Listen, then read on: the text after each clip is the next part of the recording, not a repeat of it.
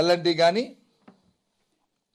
షాపురుజీ కానీ ఈ రెండు కూడా పర్మనెంట్గా ఆ సంస్థ ఈ ప్రభుత్వానికి ఆస్థాన విద్వాంసులు వాళ్ళు తప్ప ఎవ్వరూ రావాలనంట. అంటే దాంట్లో ఉన్న లోపాకారితనం ఏంటి? వచ్చినప్పుడు 1 స్క్వేర్ ఫుట్ ప్రభుత్వమే 3,000 రూపాయలు ఫిక్స్ చేసిందంట ఎస్టిమేట్ని. ఈ రాష్ట్రంలో అందరూ అడుగుతున్నాను, మీ పత్రికా సోదరులు అడుగుతున్నాను, మీరు కూడా ఇల్లు కట్టుకుని ఉంటారు, నేను ఇల్లు కట్టుకున్నాను, అందరూ ఇల్లు కట్టుకుని ఉంటాము.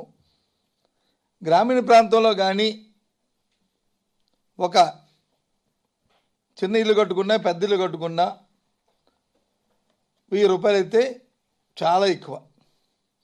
అదే పట్టణ ప్రాంతాల్లో అయితే 1200, 1300, ఇంకా దానికి వచ్చి తుది మెరుగులు దుద్ది అన్నీ వేసుకొని అన్నీ పెద్ద ఎత్తున చేసుకోవాలి, సుందరంగా తయారు చేసుకోవాలనుకుంటే ఒక 2000 రూపాయలు అవుతుంది.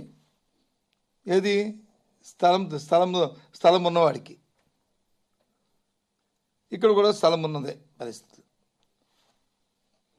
దాని స్థలం లేనివాడైతే మన విశాఖపట్నంలో కానీ హైదరాబాద్లో కానీ 3,000 రూపాయల నుంచి 4,000 రూపాయల వరకు అమ్ముకున్న పరిస్థితి కూడా. ఇది గజం 1,00,000 రూపాయలు ఉన్న నేపథ్యంలో ప్రాంతాల్లో.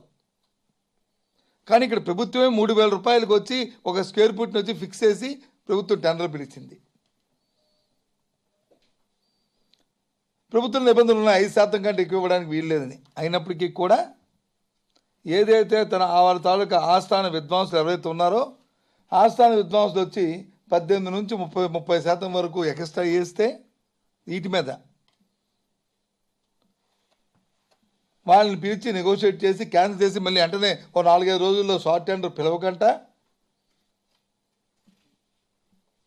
వాడు నెగోషియేట్ చేసి మళ్ళీ 3,350 రూపాయలు మళ్ళీ ఎక్కువ ఇచ్చి, అది కాకుండా మళ్ళీ 4 నెలల్లో కడితే మళ్ళీ ఇన్సెంటివ్ అనేది ఒకటి పెట్టి ఈ రకంగా ప్రజాధనాన్ని ఏ విధంగా దోచుకుంటున్నారో ఆలోచించమని కోరుతున్నాను.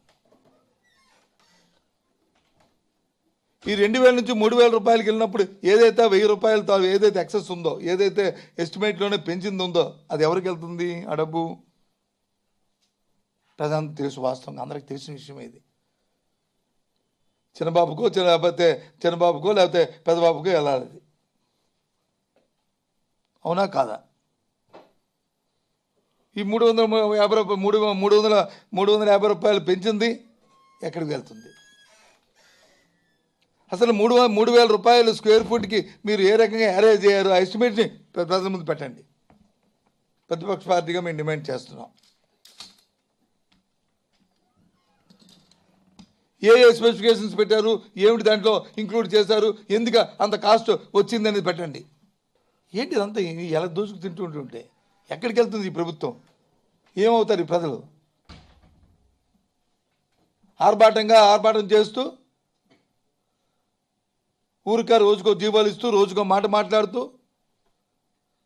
ఈ రకమైన దోపిడీ చేసుకుంటూ మళ్ళీ నేను నిజాయితీ పరునని మాట్లాడుతుంటే ఎక్కడుంది ఇది? ఇవాళ ప్రతిపక్ష పార్టీగా డిమాండ్ చేస్తున్నాం. పారదర్శకతతో వాస్తవాలు 3,000 రూపాయలు ఏ విధంగా మీరు ఎస్టిమేట్ని క్రియేట్ చేశారో అవి ముందు ప్రజల ముందు పెట్టండి. కాలం చెల్లిన ఆకులు రాలిపోయినా తిరిగి పార్టీ చిగురించడానికి ఇవన్నీ అవసరం. కాబట్టి కొంతమంది ఎవరైనా తమ స్వార్థం కోసమో తమ అవసరాల కోసమో ఇతరుల మీద ఉండే అక్కస్సుతో పార్టీ విడిచి వెళ్ళిపోయి ఉండొచ్చు.